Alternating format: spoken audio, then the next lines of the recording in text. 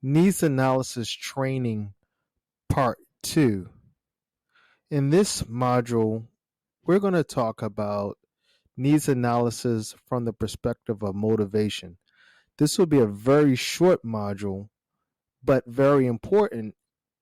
We will discuss the 4 types of motivations, the 4 reasons why students are in your class. When you're developing needs analysis instruments or learner profiling instruments, such as surveys, activities in the classroom, assessments, activities you want the students to do outside the classroom, whatever you're using to retrieve information so you can learn more about your students, one of the most important reasons why you're doing the needs analysis is to really understand why the students are sitting in the class. What are their motivations for being there? Why are they there? So we're going to talk about that in this module over the next couple of slides. And there are 3 important things that we must consider. We must consider motivation, expectation, and learner needs. In part 1, we talked about what the learner wants, what the learner needs, and what the learner expects. So these align with motivation, expectation, and learner needs. Now, this is important. And when I think about this, I really think about Steve Krashen when he talks about optimum inputs. And optimum inputs is really about context. One of the most important things we can do for our students to help enhance the learning experience is make sure that we provide them with context. And that's the situation the students will understand. And that context, or what Stephen Krashen says is our optimum inputs, must be understandable and compelling.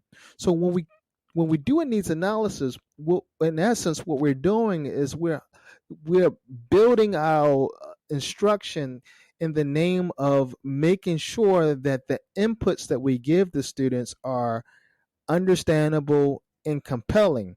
So when we talk about motivation, we're really talking about feelings, different types of feelings. We really talked about the subconscious, how students feel. When we talk about expectations, we really talk about what they expect and what they already know. We're really talking about their past experience, what they believe they're going to get out of this experiences from you. And expectations is more of a conscious experience, whereas motivation is more of an unconscious experience. And then we have to deal with needs, and needs are a very, again, very ambiguous. We talk about ambiguous things and ambiguous needs, right? We talked about that in part 1. So again, here we go with needs again, and needs are ambiguous because they come from many different influences.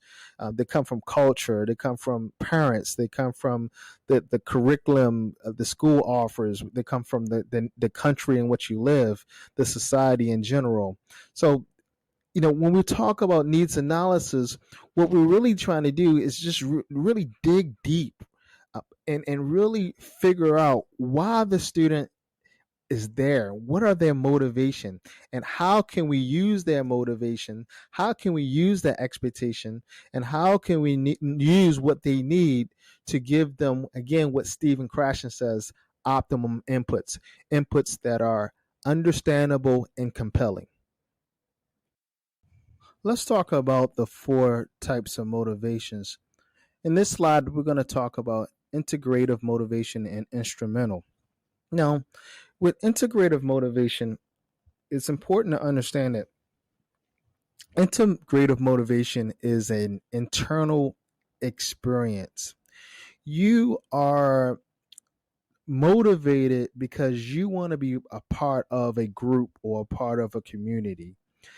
You want to have that experience of being a part of something, whether it's learning English so you can speak English with your new American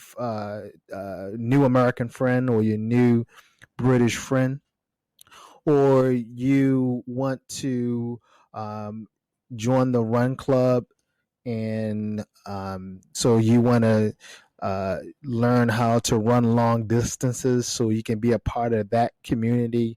You think those guys are pretty cool, so you want to join the run club, or you want to learn how to uh, write poetry because you want to do poetry slams because you want to be a part of that community.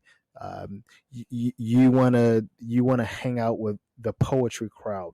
So these would be examples of integrative motivation when you want to have an experience, and that experience internally, um, you feel good about it because you're going to be a part of a group. Now, instrumental motivation is an external experience, and with instrumental motivation, you are you don't necessarily want to be part of a group, but you're motivated, or you're motivated. You're sitting in the class because you need that information to do something else. So you're using the class or the information to as a tool to get to another, to accomplish another goal, like to get a job or to go to university. So there's external reasons. You may not necessarily want to be there, but you have to be there in order to get to the goal, your goal, whether it's a short-term goal, a mid-term goal, or a long-term goal. So again, that's an external experience. So you're again with instrumental motivation, you're not necessarily happy about being there. Whereas integrative motivation, you want to be a part of the group. Instrumental motivation, you're only using that knowledge or that experience to get to something else.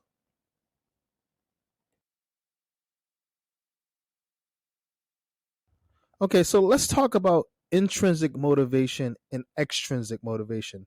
Now, in the last slide, we talked about integrative and instrumental motivation, and I called those experiences. And I did that intentionally because with integrative motivation and instrumental motivations, they tend to be more short and midterm, temporary motivations. You may want to join the run club for a couple of months or a couple of years, and then you're not interested in running anymore or joining the run club. It tends to be more of a temporary experience. Whereas when we talk about intrinsic and extrinsic motivations, they tend to be more innate and therefore more consistent and long term, and a part of our long term motivations. So it's things that just are part of our character, intrinsic and extrinsic motivation. And you notice I use the word force because they're not experiences. They're more powerful. When you're intrinsically motivated, it comes from the inside. You like to do some things because it just makes you feel good. It just makes you happy to do it. You you want to learn because it builds your self-esteem. It builds your self-confidence. You get self-satisfaction from doing it, right? There's no strings attached. You just get self satisfaction from doing it. People say, well, how you like to help people? Because I just like to do it. I don't care what they feel about it. I just like to do it, right? Extrinsic motivation, it's about an outside force. Now, with extrinsic motivation, you're doing it because you want to please others. You want to see other people happy, right? A mother, she works hard to get her son the new PlayStation because she knows this will make him very happy if he has the new PlayStation or he has the new video game, right? He'll be happy.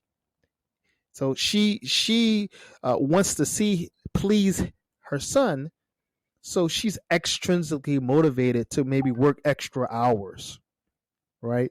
So that's extrinsic motivation. Extrinsic motivation is when you want to please someone other than yourself, Intrinsic motivation is just you do things. You're in that classroom. You're learning English. You're learning math. Trigonometry. You're learning biology because you just like it. You just like to learn about biology and how the body works, and you don't necessarily want to be a doctor or want to go you're not doing it so you can for your transcripts. No, you just like being there. So these are intrinsic and extrinsic motivations.